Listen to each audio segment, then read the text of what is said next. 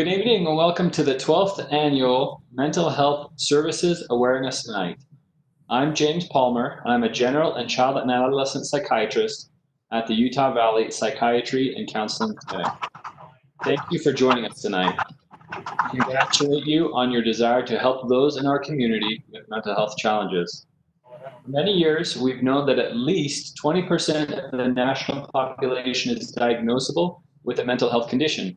But our world has changed significantly in the past 8 months with the COVID-19 pandemic, and people are dealing with unforeseen levels of stress and anxiety. While the physical impacts of the pandemic are in front of us on a daily basis, the mental impacts are a growing concern that also deserve our attention. This event has grown into an annual tradition. This is its 12th year. It came out of discussions at a community advisory group at Intermountain Utah Valley Hospital. Several organizations came together to organize and host an evening workshop that focused mainly on Utah County.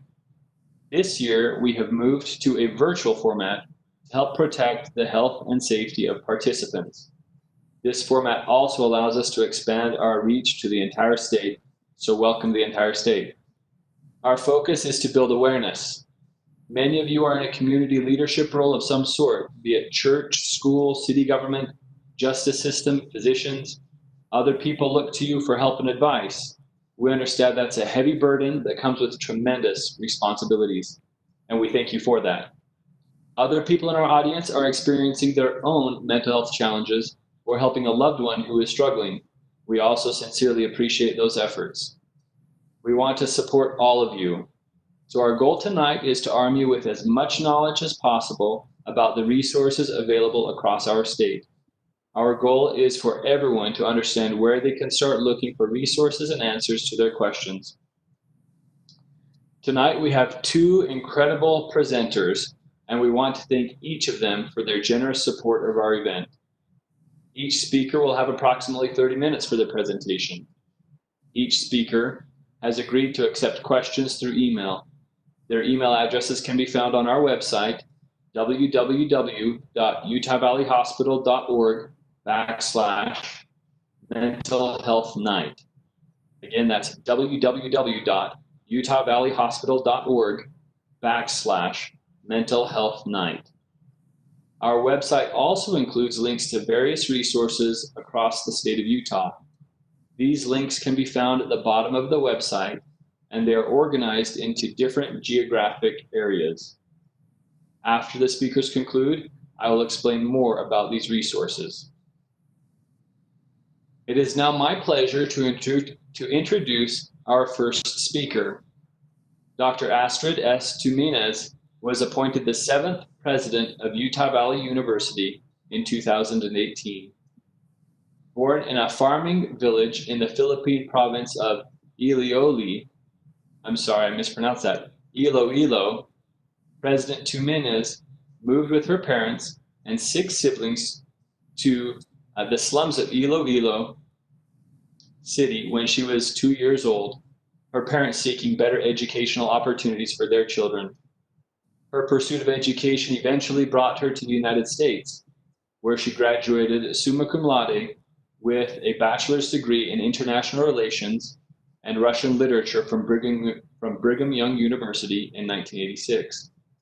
She went on to earn a master's degree from Harvard University in Soviet Studies in 1988 and a PhD from the Massachusetts Institute of Technology and Political Science in 1996.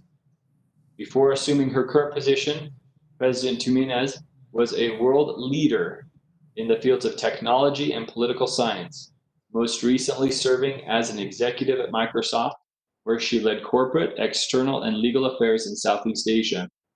She also served as the former Vice Dean of Research and Assistant Dean of Executive Education at the Lee Kuan Yew School of Public Policy, National University of Singapore, the premier school of public policy in Asia.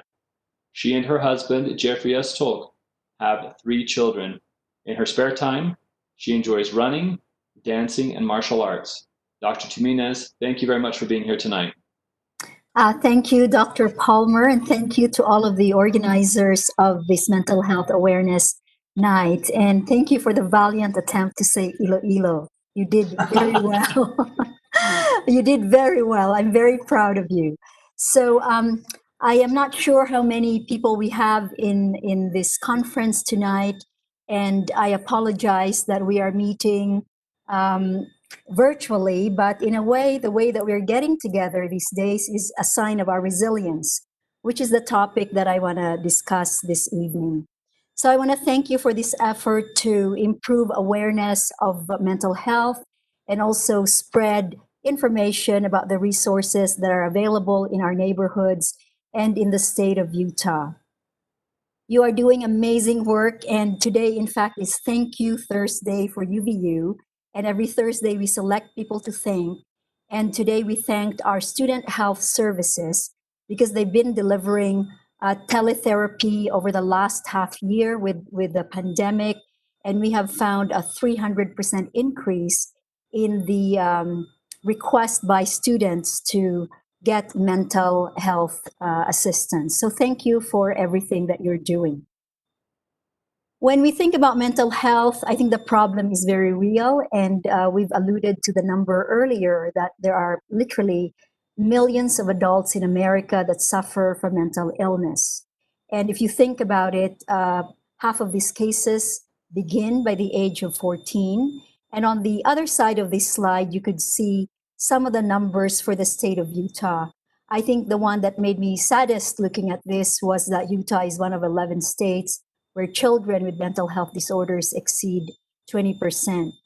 These numbers are important because they remind us that behind every statistic and every number are real individuals, real parents, real children, real families who suffer and who have a very tough time with mental illness.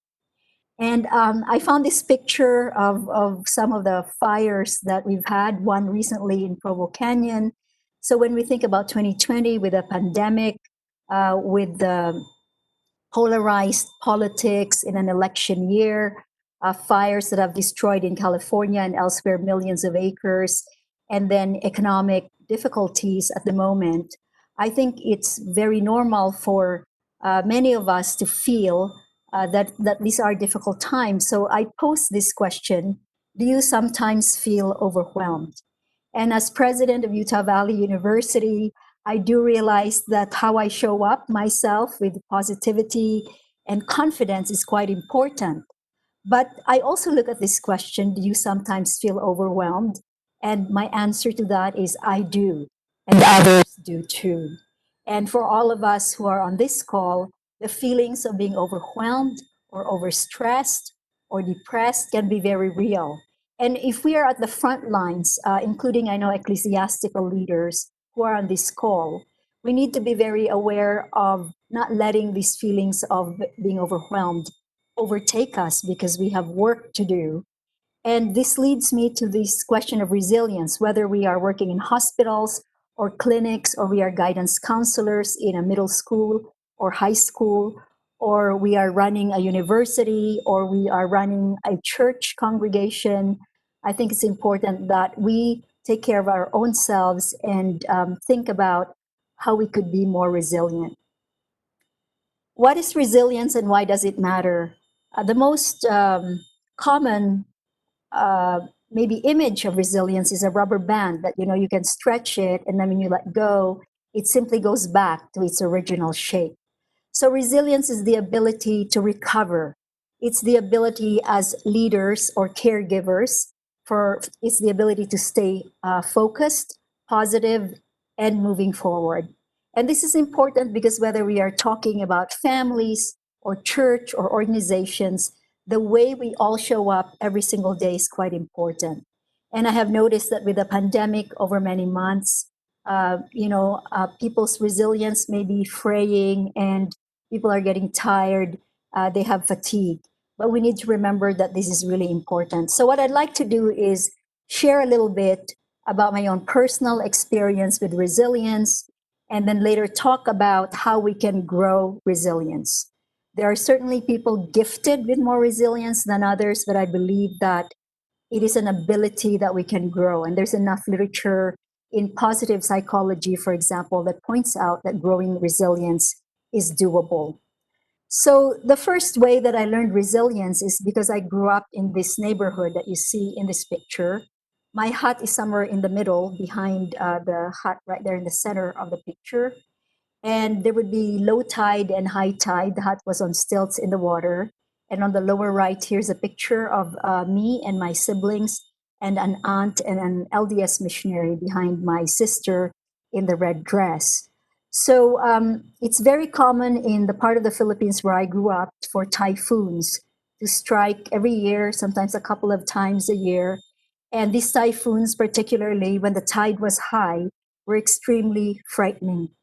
And as a little child, I would usually try to find a place to hide. And the hut, because the roof was made of grass, it would get wet inside. So if the typhoon was raging at 1 or 2 in the morning, you tried to find a table or a chair under which you could crawl and kind of last the night. And it's frightening. The hut would shake, and then there would be stray posts or logs that would pummel the stilts on which my house stood. And this was a very real lesson in resilience, because even though I was afraid all night long, and I would think that this was it, this was the end, we'd all just fall and drown, to wake up the next day was a very important lesson for me, to know that the storm had passed and that the storms would keep coming. And perhaps this is also just a stroke of luck that our hut never fell. But nonetheless, it was a real thing, that this physical situation taught me that I couldn't control storms, but that in some ways, they were survivable and life would continue the next day. The other thing that was really relevant to my early resilience was the experience of poverty. I was once asked to give a talk to seventh graders at Singapore American School, where my children also attended. Now, this is a school that's one of the best international schools in the world, very exclusive. For students to attend middle school, they have to pay tuition and fees of $31,000 a year. So these children had no idea about poverty, and they were doing a social studies module on poverty and invited me in. So I described to them what my life was like when I was their age, and you could see this on the slide, what the conditions were of childhood. And at the time I didn't think that this was a blessing, but to be really honest today, I think this was sort of the best thing that happened to me. Just not having any luxuries, not having any money to throw out my problems. And every day kind of getting up and saying, I'm going to make it through the day. I'm going to do good things. I'm going to learn. So this was a blessing as I look back on it, because early in life, I learned to ask the questions that you see here. What can I learn from my situation? And again, this is part of resilience, because if we can learn from the situation, we can be resilient. So when I cooked rice, the first time I cooked rice, I was 6 years old, and it looked just like this in a pot. And I had to learn to make a fire without burning the hut down. So I had to say, what can I learn? And then how can I solve my problem? Since we had no water, we had to get a bucket, go to the well, bring some water back. And how do I use as little water as possible and still be able to wash my clothes? So now these are problems that billions of people today face. I was not unique.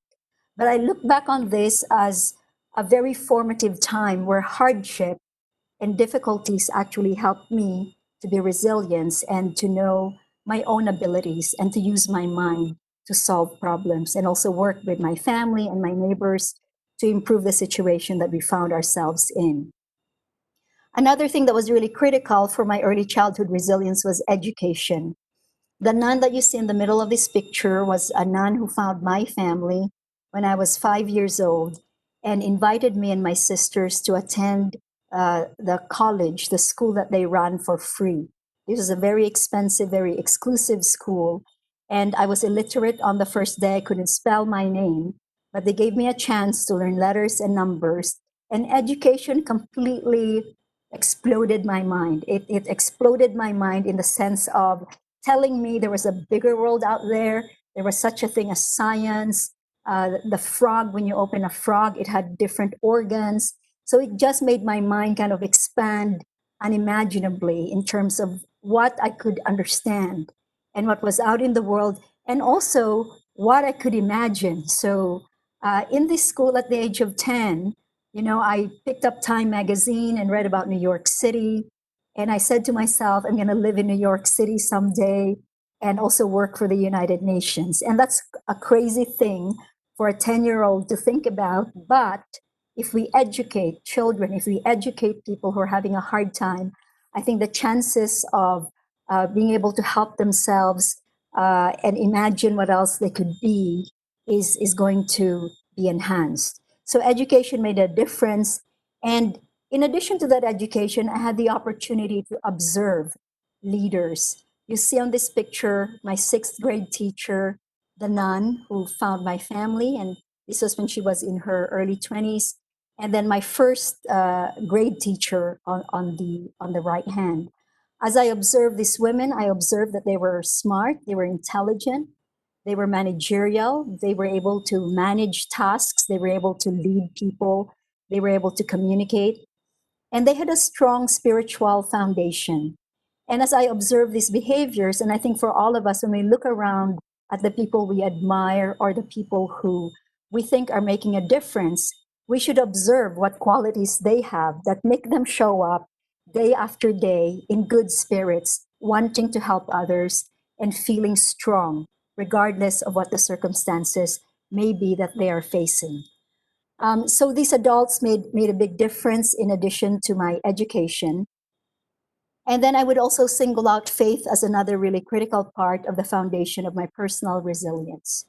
And my faith foundations included the Catholic Church because the nuns educated me, and I never missed a Sunday of confession or going to church. You could go on Saturday or Sunday. And then when I was 10, I converted to the Church of Jesus Christ of Latter-day Saints. Now, what I got from faith is sort of a superpower of sorts, in that all I had really was my mind and my brain, but I began to believe that there was more to life than the day-to-day challenges. And I began to also think that I could count on divine help. And I also believed that I had divine potential. And so when you take a kid from the slums who didn't have any privileges, and that kid begins to think that she has divine worth, it is extremely empowering and is able to, at least for me, gave me the foundation where, yes, I would still have challenges, and yes, my faith was imperfect, but I had very real experiences that helped me to kind of find core strength, a strength that I believe is actually serving me to this day as I have gotten older. And then the final thing that I would talk about in terms of my personal resilience is, just life itself. If we are lucky to live a long enough life, and I have lived for decades now, there are things that will be surprising, unpredictable, horrific, terrible. And this is what happened to me on 9/11, 2001. I was 5 months pregnant and I was on my way to work, and I got out of the subway and saw the World Trade Center above me was burning. And I thought, what should I do? I know my husband told me that morning that he had a meeting at the World Trade Center, and his office was just across from the World Trade Center. Because I was pregnant, I ran to my office, and in any case, the end result of that day was that it was pretty horrific. What happened as New Yorkers, the days and weeks of seeing posters of missing people and knowing that they wouldn't be found. And my office was actually only 6 blocks from the World Trade Center. And it was amazing that 2 weeks after this incident, we all returned to work.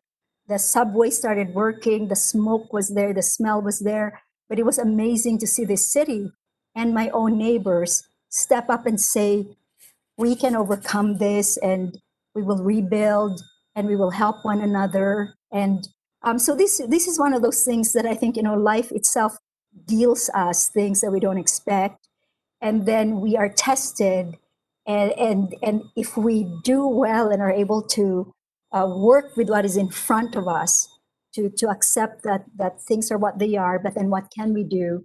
I think this also really can help us build resilience, our very own life experiences. So moving from the personal to general principles, and I am watching the time just to make sure that I don't go past my 30 minutes. Resilience, as I said earlier, could be a gift. You could be like this green plant on fertile ground. It's just really easy for you to grow and be resilient.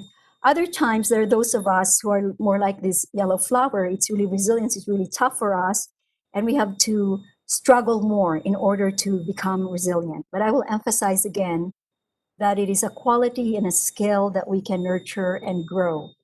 So I will throw some questions here which have to do with resilience and the foundations of resilience. And I'll talk about those foundations in a second.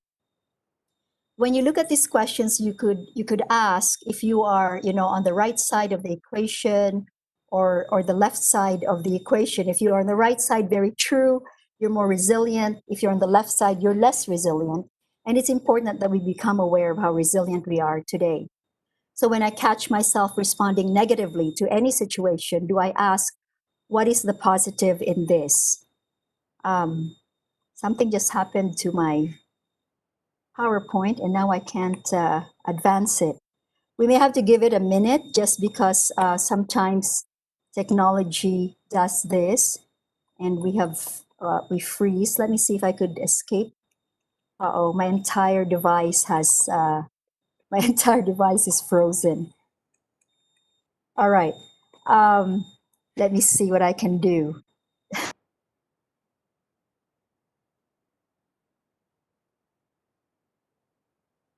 Let's go back to that slide.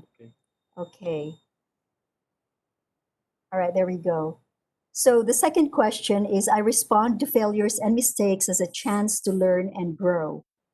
3, I find meaning in my work by aligning it to what I care about. And for those of you who are caregivers in the mental health space, you are truly doing something so meaningful.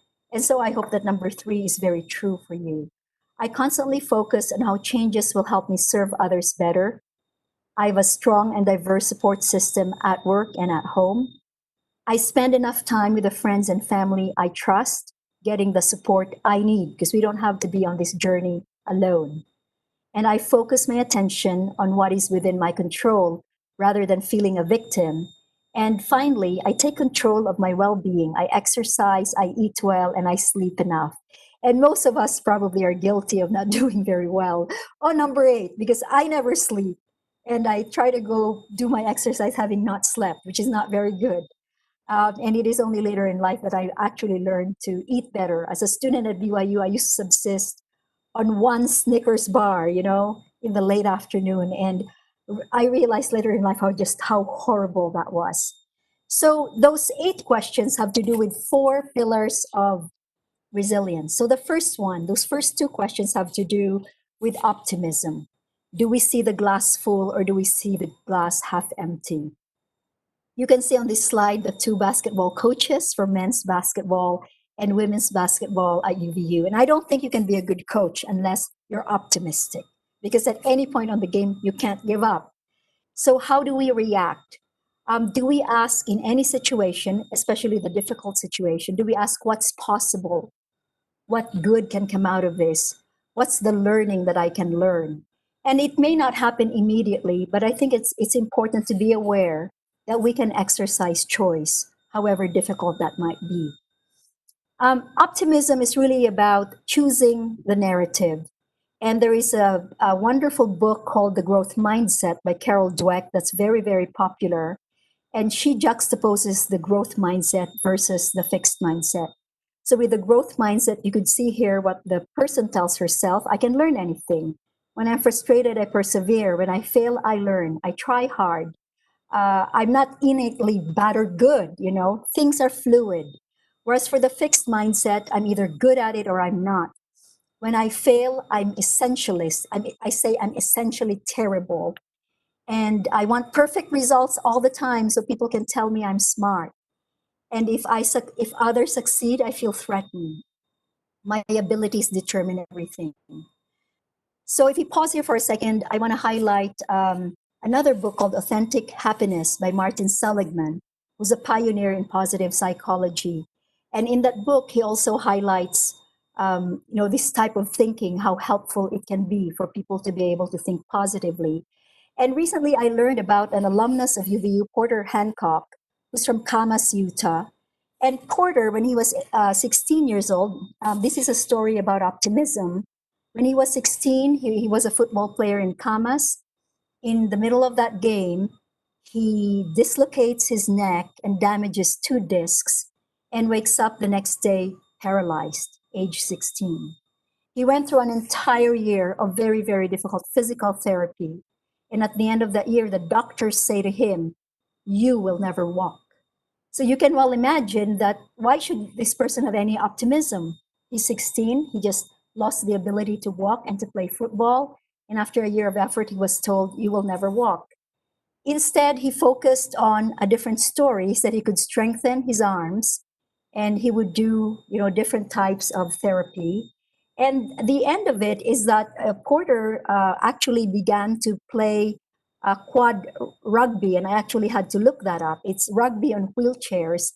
And this is not for the faint. This is not for the weak. This is for extremely strong people. And he tells, he had an interview with UVU magazine in which he said, his motto is smashing stereotypes one wheelchair at a time. And he adds, "My physical strength has been taken and my mental strength tested, but it hasn't been broken. I've learned that mental strength far outweighs any physical strength you think you have. Mental fortitude propels you and picks you up when you are in a bad circumstance." So I think this is a very important lesson from Porter. Mental fortitude is about optimism and selecting how we're going to react. The second foundation of resilience is grit, and it's somewhat related to optimism, although it's different. It's about persevering. And I want to begin with a story of Yursa Mardini. I first heard this story when I was working for Microsoft prior to coming to UVU. Yursa is from Syria, a country that has completely failed. It is a failed state with a massive civil war. More than half of their population is either displaced within the country or have fled as refugees. So Yursa was strong to begin with because she's an Olympian swimmer. But because of this war, she and her family had to flee. And there were 20, her family and a few other people, 20 of them, who worked with smugglers to put them on a little boat that was good for 6 people. But 20 of them were put on this boat, and they made it to Turkey, and now they have to make it to Greece. And they got on the boat, and halfway into this journey, the motor failed. And so Yursa and 3 other passengers, including her sister, jumped off and tried to push this boat towards Greece. But the 3 other people eventually gave up, their strength failed, and Yursa continued alone.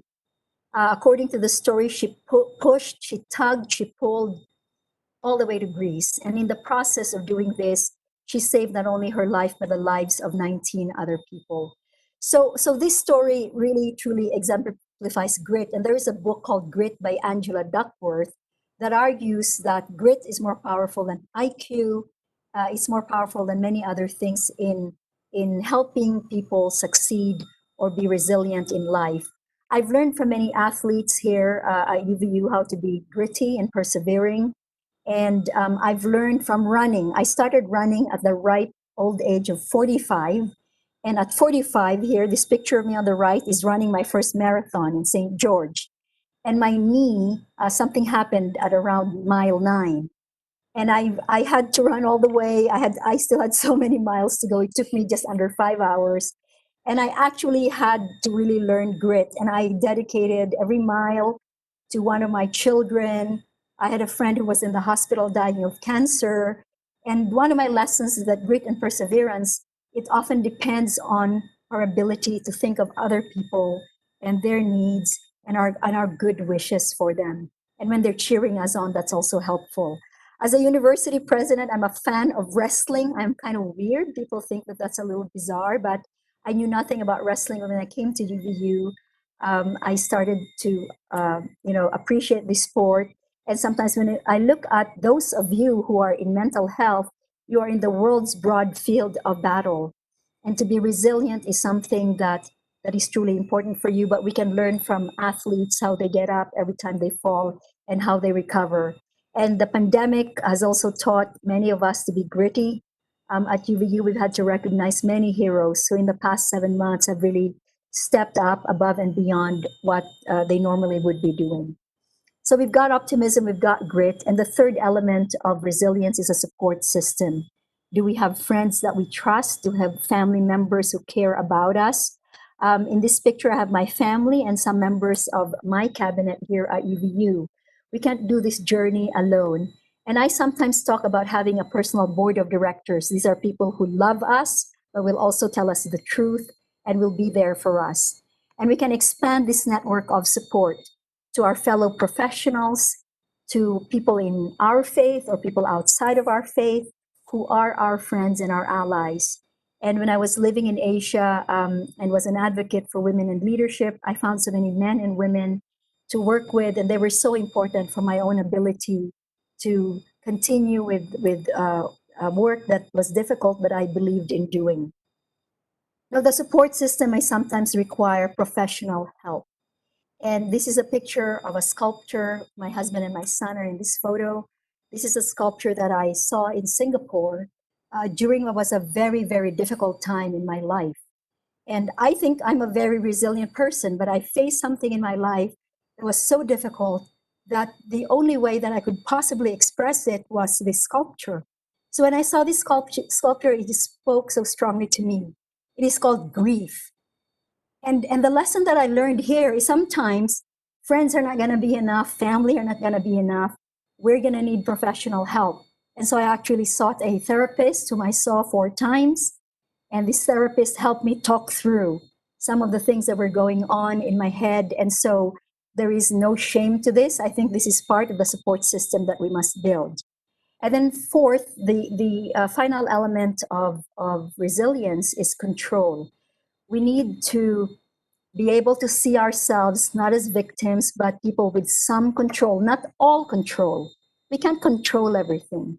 But let's ask ourselves, what can we control? So I talked earlier about sleeping and eating or getting toxic people out of our lives. What is it that we can control? And when I think about control, the opposite of what psychologists call learned helplessness, I think about this prayer, the serenity prayer. God grant me the serenity to accept the things I cannot change, the courage to change the things I can, and the wisdom to know the difference. I think this is a very profound prayer. And even if you can only do something so little, but when we experience that feeling of control again, it builds our confidence and it helps us to become more resilient people. And finally, what's also under our control are the questions that we ask. I really love the way Martin Luther King Jr. reinterpreted the story of the Good Samaritan when he talked about the priest and Levite who ignored this man who had been beaten to a pulp on the road to Jericho. These 2 men failed to help others because the question they asked was the wrong one. If I stop to help this man, what will happen to me? But the Good Samaritan asked the right question. If I don't stop to help this man, what will happen to him? And so the questions that we ask are also under our control. What is important? What is meaningful? Where should our time go? What are our values? I will end with just a couple of points about Utah Valley University, where I have been president now, and we are probably, most of us on this call, our neighbors. Our first core value at this university is exceptional care.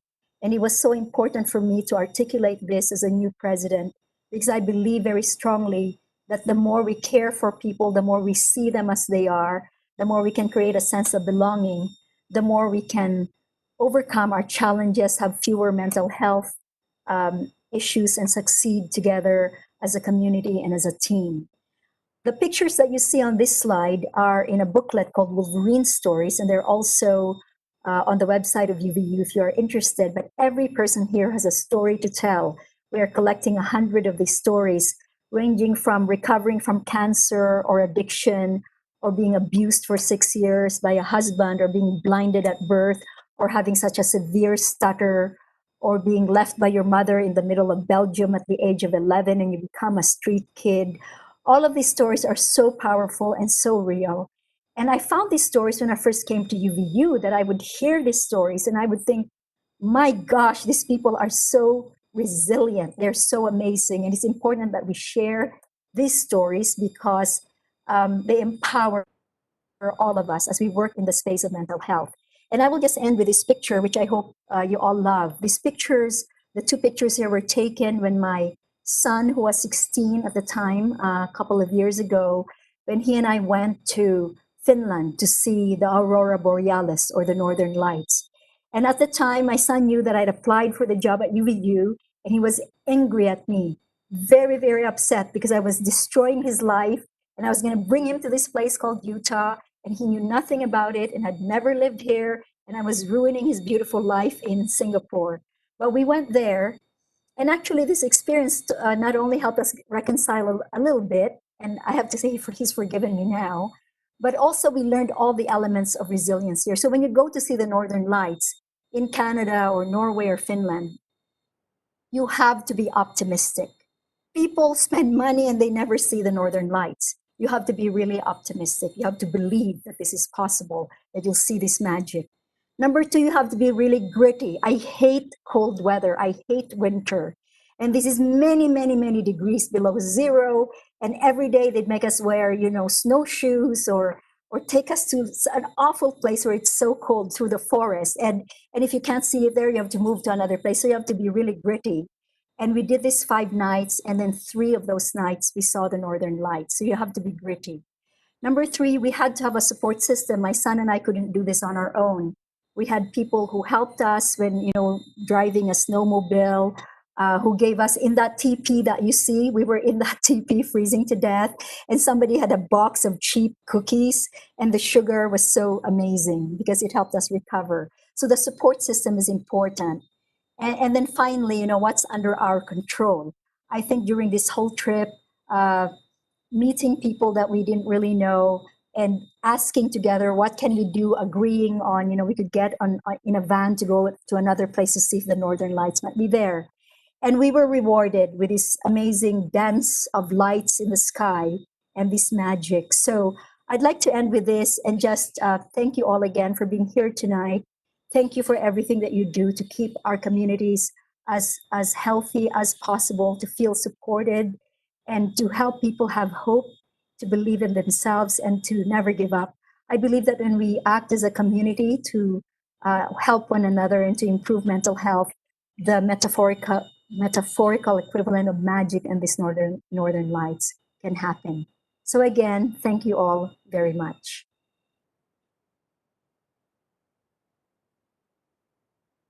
Thank you so much, President Tuminez, for sharing that tremendously valuable information with us tonight. I love the idea of resilience you presented, how we all can develop that and possibly be more like rubber bands. I appreciate your candor in sharing your growing up and developmental experiences throughout childhood, even as an adult. As someone who has had a rough time with running myself, I can appreciate the grit that it takes in running through a marathon after an injury at mile 9, like you said. And as you said, we might not be able to control the storms, but we can develop the resilience to respond to them. I so appreciate your thoughts and putting that together in time and sharing that all with us. So thank you again. Thank you. I'd now like to introduce our second speaker, Dr. Greg Hudnall. Dr. Gregory Hudnall is a former high school principal and associate superintendent with the Provo City School District. He's been involved with suicide prevention for the past 25 years. Dr. Hudnall is the founder of Hope for Utah, a nonprofit, community-based organization dedicated to suicide prevention, intervention, and postvention. The school-based program Hope Squad has been responsible for more than 2,500 students referred for help and more than 300 hospitalized. For more than 15 years, Dr. Hudnall has led a statewide volunteer suicide crisis team that has responded to over 54 youth suicides. Dr. Hudnall has presented at numerous national and state conferences on suicide, bullying, connectedness, community collaboration, and making schools a safe place for students. Dr. Hudnall was invited to testify before the United States Surgeon General on suicide in Utah. He's presented to the U.S. Department of Health and at the national conferences of the American Psychiatric Association and the American Association of Suicidology. Dr. Hudnall was also invited to participate in a webinar on African American and suicide by the White House. He has trained over 50,000 in suicide prevention, intervention, and postvention. He presented across the United States and 3 countries on suicide prevention, including to the Minister of Education for Madrid, Spain. Dr. Hudnall is considered one of the leading experts in community and school-based suicide prevention, intervention, and postvention. He lives by the mantra, while it takes a village to raise a child, it takes an entire community to save one. As a child psychiatrist who has seen many students, some of whom have participated in Hope Squads, I appreciate this professionally, and I've seen it individually and being able to help with that, and certainly I'm looking forward to hearing his thoughts tonight. Dr. Hudnall. Great, thank you. It's an honor for me to be here, and I love the comments by President Tuminez and her insight on resiliency. I'm going to begin by first, the first slide really talks about what I really want to discuss, and that is preventing suicide takes all of us. It really does take all of us working together. Next slide. So I want to give out a big shout out to Intermountain Healthcare. Of course, Intermountain Healthcare, BYU, and other organizations have been working together for over 12 years, but since we've been doing Hope Squads and working on suicide prevention for 20 years, Utah Valley Hospital has been our original partner, and I cannot say enough about the amazing things that they do across the state of Utah. Next. So one of the things I want to talk about is the basic principles of mental health. It's really important for all of us to understand that depression is a disease. It's not a self-indulgence or a failure of will, and that too many times we think, oh, just get over it. I hear a lot of times adults, including parents and faith-based leaders and others, getting frustrated with individuals that are really struggling. And sometimes even as a parent or as a principal, there have been times that I thought, well, I just wish they could get over it. But I've come to realize through the years that it's very challenging and very difficult for that individual that's struggling with it. The other part of it is that it's important to remember that over the last probably 50 years, we've told individuals, if you're struggling, just let me know, and I'll come and help. Next slide. The reality in most of those cases, individuals struggling with severe depression, mental illness, anxiety, and other things will not ask for help. Many times they're embarrassed and they do not want anyone else to know. It's a personal struggle, and they do everything they can to hide it. I use the example of an iceberg when I work with a lot of my Hope Squad students, helping them understand the challenges that many of their peers may be going through. Next. The reason people are afraid to ask for help, a lot of times they don't understand what they're going through. This may be their first experience, and it may be starting to overwhelm them. They're unsure of available help or resources that are available in our community. A lot of times they don't know what to expect. Am I going to get locked up? Am I going to lose my job? Am I going to be put in the state hospital because everyone thinks I'm crazy? They deal a lot with personal shame, fear, stigma, lack of financial resources, etc. Next. We must consider ourselves on the front lines of mental health care. Whether you're a parent, whether you're a teacher, whether you're a coach, whether you're a neighbor, whether you're a grandparent, I don't care who you are, all of us are on the front lines of mental health care. We must have the courage to reach out to those individuals who are struggling, and then rather than having them ask for help, do everything we can to get help for them. Next. So I want to go over my specialty, as mentioned in the introduction, is youth suicide. Hope Squads are now in about 900 schools with about 30,000 young people. And I love working with kids, having been a former high school principal and spending my career with Provo School District. Next. So here's some of the latest research that we're seeing. Hospital visits for suicidal ideation and attempts by children between the ages of 5 and 17 have more than doubled between 2008 and 2015. The youngest suicide I've worked with is a 4th grader who took his life. The youngest that I have on record that has attempted is a kindergartner. So we're seeing it much younger than we ever have in the past. Next. Understanding suicide makes it a challenge because in general, with the general population, suicide is often a silent tragedy. We don't want to talk about it because we're afraid that if we talk about it, it's going to give someone the idea. When in reality, talking about it like tonight is the best thing that we can do. There's many misconceptions about suicide. A lot of times we think that suicidal people want to die and there's nothing that we can do to prevent it. But what the research continues to show us time and time again, that of all deaths, suicide is the most preventable.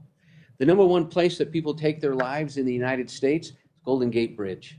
Over 3,000 people have leapt to their death, but there's been about 26 people who have actually survived. I had a chance to present with Kevin Hines in Idaho at their state conference, and we were at the airport together getting ready to fly out. And as we were sitting there talking, I leaned over and I said, Kevin, what was it really like for you to have that personal experience? And he said, Greg, I'll never forget. When I jumped off, I started to do everything I could to try to re-grab the rail because I didn't want to die, but I just wanted the pain to go away. Next slide. It's interesting as I work with parents and what we're seeing in elementary schools, age 10 is now the new age 16. We're not imagining it. Childhood is getting shorter. Experts say typical teen behaviors are becoming common among kids ages 8 to 12. Kids listen to pop music, they text on Snapchat, drop toys for iPhones, get highlights in their hair, and think parents are annoying. Drive by a city park. I challenge you. You're not going to see any kids out there playing pickup games, soccer, baseball, football, or whatever. What they're doing is they're at home on their electronics, interacting with others. Too many times we as parents want our children to be popular with their peers, but it's very fuzzy about where do we draw the line. Next. So this is an interesting slide that I use a lot when I try to help educate my fellow administrators within the school system. And the challenge is, for every adult that dies by suicide, there's probably 25 other adults who attempt. For every young person that dies by suicide, there's upwards of 100 other young people that attempt. It's much more common in the young people than what it is with adults. Next. No single cause for suicide, and it's what makes it so challenging. What's an irksome for one peer may be enough to push another off the edge. But what we do know is that suicide most often occurs when stressors exceed the current coping abilities of someone suffering from a mental health condition. They don't have the ability to deal or to cope with that crisis in their life. Next. I hear a lot from adults that, they're just doing it for attention. Well, the reality is maybe, but even that is a sign for us to be aware as parents. Most teens do not spend a long time planning to kill themselves. Adults, they'll look at calendars, anniversaries. They'll look at different aspects, and sometimes they'll take a week, a month, even a year planning to take their life. But young people, we call it the 24 to 48 hour window. Romantic breakup, disciplinary action, something that's happened in their life that's pushed them over the edge, and it's enough because they don't have that coping skill to push them over that edge. And so moms and dads, parents and others, all of you those that are listening tonight, if you hear a comment and someone makes a comment and you're going to see warning signs later on, please take it seriously, because you and I don't know what level they're at. You and I don't know what that trigger may be to push them to the edge. Next. Aloneness, isolation is probably the number one reason young people take their life. I hear it from a lot of young people after they've attempted. Intolerable for many individuals, and they'll do anything to avoid that isolation.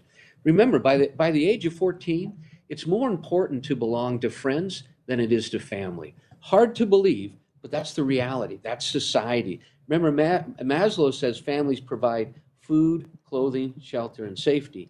Society provides everything else.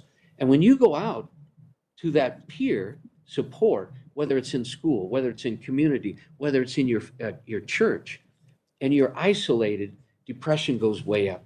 It's by far the number one thing for young people to struggle. Next. Social distancing, I wanted to throw in some slides because I get emails and phone calls from a lot of educators about this. But here's one of the things that we're seeing.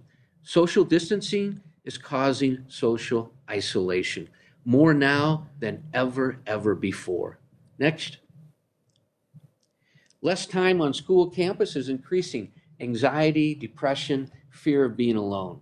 I used to think that kids came to school to see me as a teacher and then a counselor and then as a principal. I learned early on they didn't come to see me. They came to see all of their friends and to be part of those extracurricular activities, band, performing arts, athletics, or whatever it is.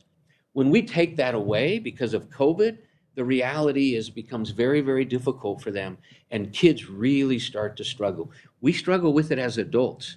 If we're struggling, think what the kids are dealing with. Next. So I wanted to throw in some ideas for parents when children are being taught at home. I have grandkids. My daughter contacted me from Farmington. I have 6 grandkids up there, and she said, Dad, they've just canceled high school for 2 weeks. And her daughter, my granddaughter, was supposed to perform tonight in this big, she plays for the orchestra. She was so devastated. But we know it's hybrid. So depending on COVID and the other challenges that are happening within that school, you may have an A-B schedule, you may be home full time until you're able to come back in January or whatever. But here are the things that we have found to be very helpful to help parents kind of balance those kids' time at home. Number 1, plan to eat at least 1 meal a day as a family. And please put away the electronics, whether it's breakfast, lunch, or dinner, even a midnight snack. But do something together as a family so you're connected. Number 2, schedule set times to wake up and to retire. My wife is really good about this when she works with families and works with parents. It's so important because what happens if you don't, then kids start staying up all night and they'll be on the television, they'll be on their phones doing whatever, and then they start to sleep during the day. They lose that cycle that is so important for them to stay healthy. And then number 3, limit that time on electronic devices. And I know because of school, they have to be on the devices so much, but it may be, you know what, we're going to be on the devices this long, and when school's done, you get another 45 minutes to interact with your friends, to do whatever. But then we're going to take a break from 3 o'clock till 7 o'clock, no electronics whatsoever. Required time outside, and I don't care if it's 40 below zero or it's 97 degrees out. Get those kids outside. It's amazing what that sun can do. It's amazing what fresh air can do to help them stay healthy.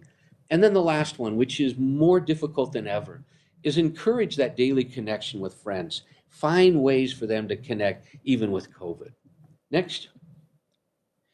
So substance-related disorders for self-management, this is a challenge. Young adults, and you heard President Tuminez talk about most mental illnesses begin between the ages of 10 to 14. Think about that, ages 10 to 14.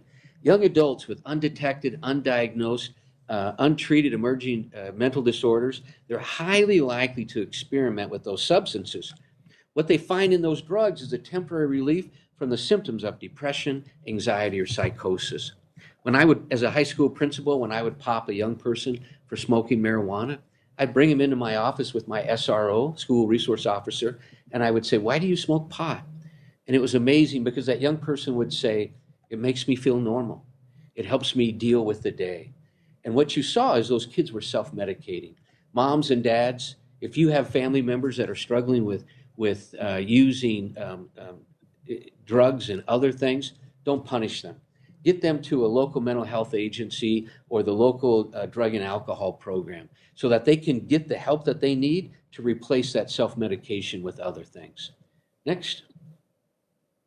Victims of bullying, this is the one that challenges us the most, not only in public school, but also in the community. All you got to do is get on I-15 and try to drive without being bullied by another driver. I mean, bullying is alive and well, unfortunately. It's in our schools, it's in our workplace, it's on television.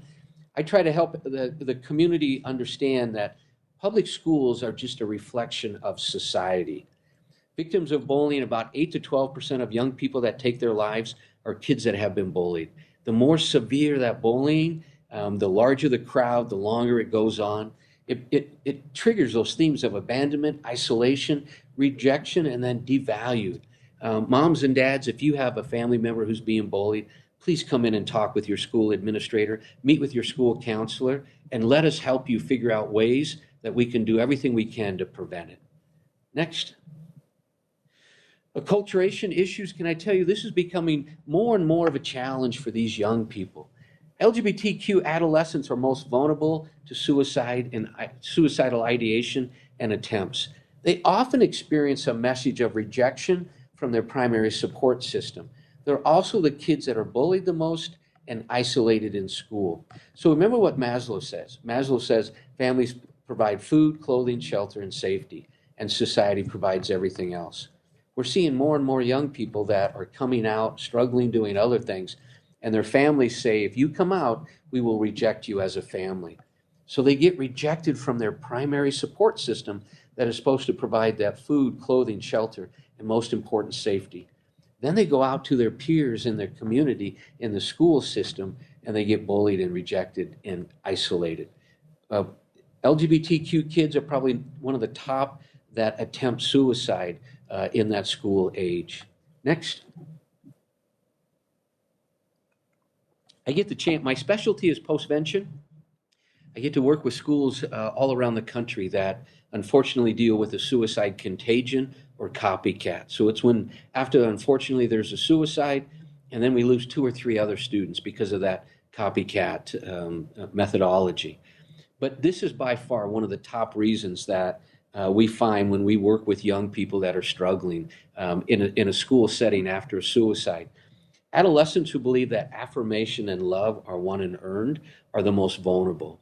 There's no capacity to psychologically manage that failure. It's the major contribution to suicide ideation, attempts, and completion in high school settings.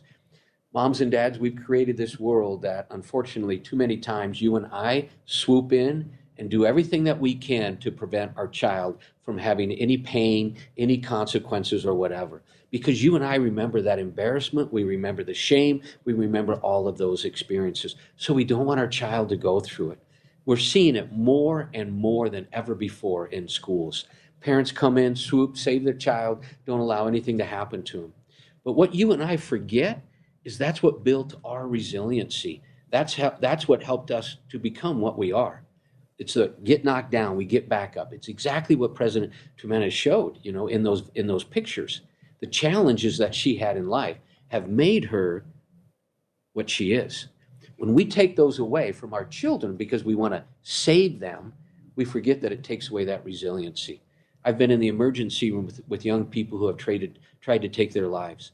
And as I sit there next to their bed asking, help me understand what happened, and they share that experience. I got an A- and I couldn't handle it. I got cut from the basketball team, et cetera, et cetera, et cetera. Moms and dads, let your child fail. Be there to help pick up the pieces, but let them fail. Next. So what are the problems that increase suicide? Prior suicide attempts, if they've never gotten help. If you have a family member who's attempted and you know about it, please get them to the professionals. Mental health disorders, history of trauma or abuse, family history of suicide, lack of social support. That connection is so critical. When I get called in to work with a family, the first thing I ask them is, give me the names of your child's best friends. And if they can't give me enough names, that's the first place we have to start to build that support to help them get through those challenges. Next. Warning signs, what are the things we want you to listen for? Statements made by family members or coworkers or other kids. I'm going to kill myself. I wish I were dead. I wish I hadn't been born. My family's going to be better off without me.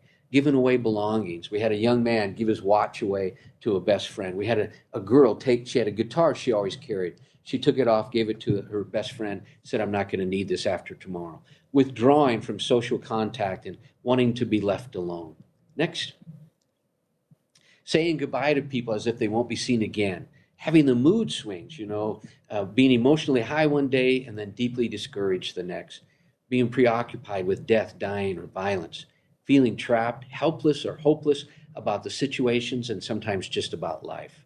Next. So what are the protective factors? What are the things we can do as a family? I mentioned the 1 meal a day as a family with no electronic devices, contact with a caring person. If you have a family member that's struggling, find their favorite uncle, their favorite cousin, have them reach out and start building that support with that family member so that there's a sense of connection. Positive self-esteem, coping skills, access to and care for mental, physical, and substance disorders. Next.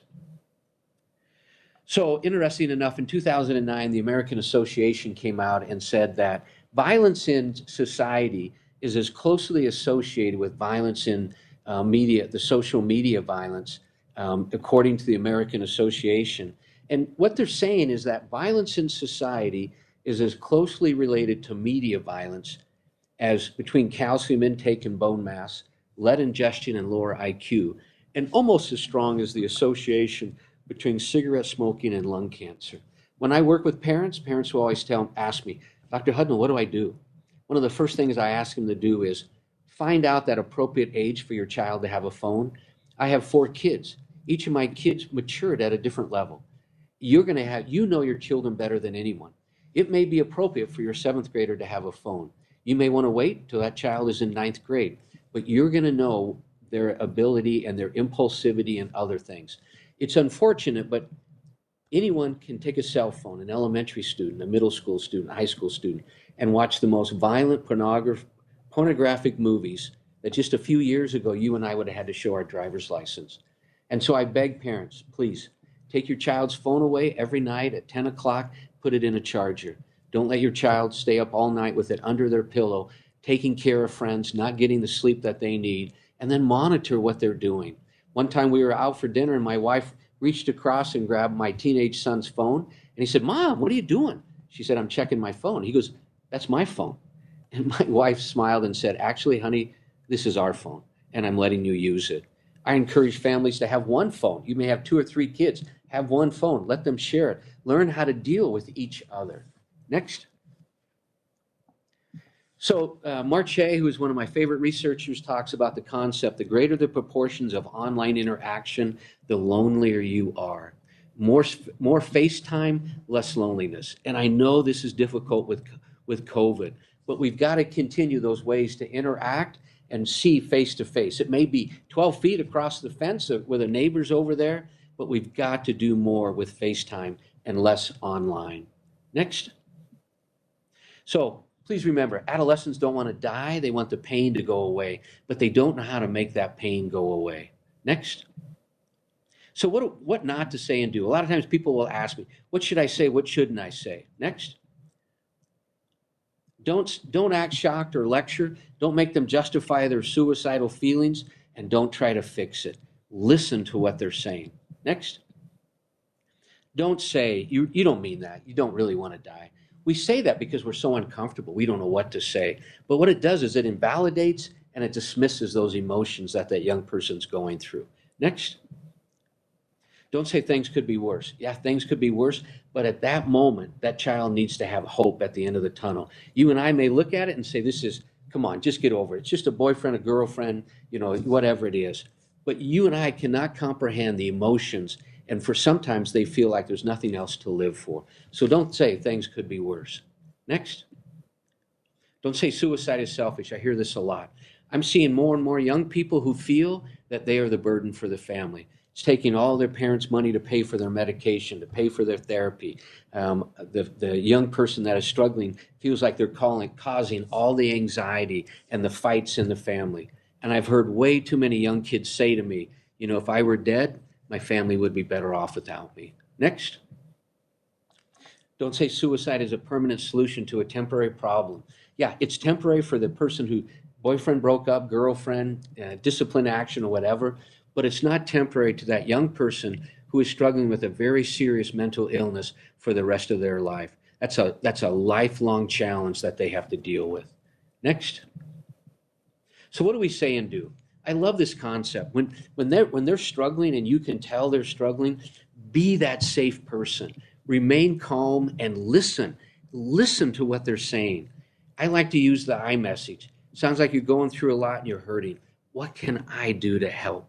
Next. Don't be afraid to ask the tough questions. I notice you're going through some rough times. Do you ever wish you could go to sleep and never wake up? Sometimes when people feel sad, they have thoughts of harming or killing themselves. Have you ever thought that way? And then straight out, have you ever thought about killing yourself? Next. How can I help? You're not alone in this. I'm here for you. You may not believe it now, but the way you're feeling will change. I may not be able to understand exactly how you feel, but I want you to know I care about you and I'm here to help. Next. So have the courage. Have you thought about hurting yourself? Have you thought about suicide? Have you thought about killing yourself? Next. I'm going to share this 3-minute video. It's put out by the Church of Jesus Christ of Latter-day Saints. I use it all the time with my kids. Go.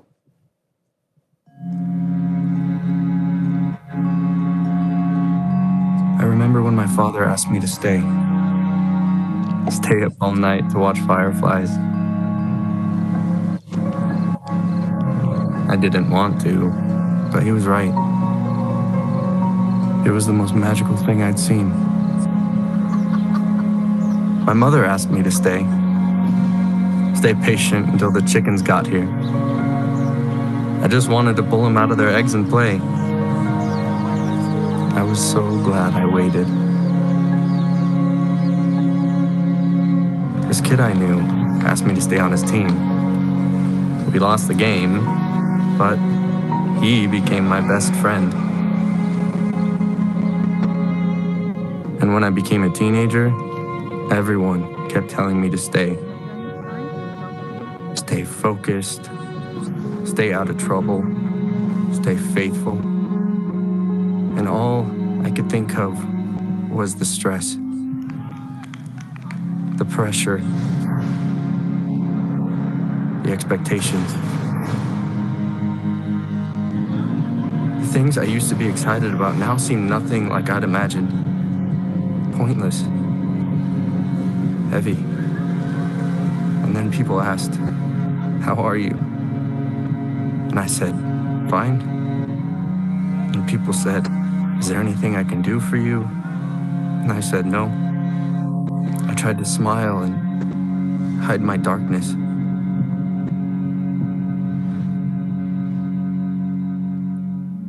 I remember waking up on my 17th birthday, wanting to end my life because I felt so much pain, because I felt nothing. So I decided to tell others how I feel. Bring everything hidden into the light, because I knew one of them could help. I remember my dad holding me, my mom and my sister. Now they ask me to stay around for another moment, for another agonizing week, month, even if I couldn't see that tomorrow will get better. And I realized that somewhere in between my new dark existence and all those beautiful moments that I've experienced in the past, I forgot something. I didn't have to stay alone. The pain doesn't fully go away. It still takes many endless conversations, therapy, prayers, medication. But as time goes on, I choose to stay hopeful. I choose to stay, to experience small, simple things I love, to see new places, meet new people, to discover who I am, to be surprised, to be loved. You can choose to stay too.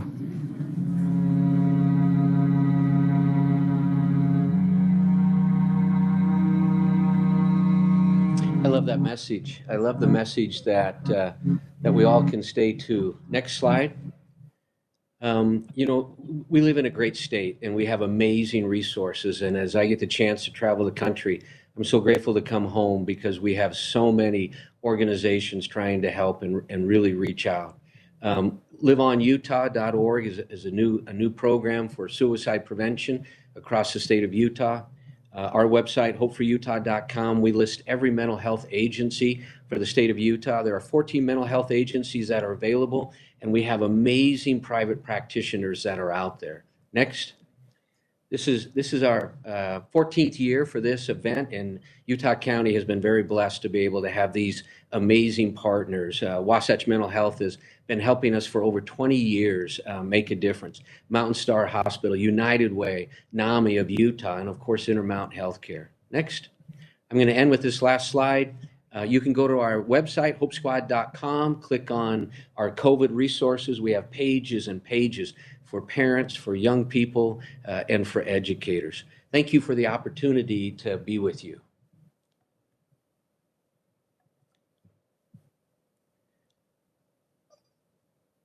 And thank you, Dr. for being with us tonight. You've given us a lot to think about as we're serving others. As you well described, aloneness and isolation are one of the highest risk factors for suicide. Certainly, I see that. This is one of the concerns that I have with messaging around social distancing. Really, my understanding is what we're talking about to support safety regarding COVID-19 is physical distancing and not isolation. I think you highlighted that so well. That's so important. Please let's remember that we are looking for physical distance to support safety around COVID-19, but that we really need to support connectedness, like Dr. Hudnall really emphasized there. Appreciate the work you're doing in general, of course, and tonight this particular presentation about how we can have this life-saving factor of connectedness. So thank you again, Dr. Hudnall. We hope you've learned a lot from these two excellent presentations. If you have questions from either or for either President Tuminez or Dr. Hudnall, please remember to email them using the email addresses that are listed on our website. I want to take time to explain how to use our website and to find resources across the state. If you go to www.utahvalleyhospital.org/mental health night. Again, that's www.utahvalleyhospital.org/mental health night. You'll see several circles across the bottom of the page. If you click on the circle that represents the geographic area you are interested in, you'll see a list of resources. I would encourage you to start with the national and state resources and then review the links that fit the area where you are located. These lists focus on hospitals, not-for-profit organizations, and governmental agencies. We wanted to highlight places where people could find help with or without insurance. We know there may be resources we've missed, and we're committed to adding to the list as often as we can. Please continue to check back whenever you have the need. Help is available, and our goal is to be a place where people can find it. We know it will be difficult to remember everything you learned tonight. There's definitely one thing we want you to remember, and that's the number 211. This will connect you with United Way's Resource Center, and they can help you find resources you need in your community. Although you can call 211 at any time, there's also a link on our website that will connect you to the 211 website to explore all their options for finding resources. Thank you again for joining us tonight. Thank you for your interest in learning about resources available across our state. Together, we can help others find the resources they need. Have a wonderful night. Thank you.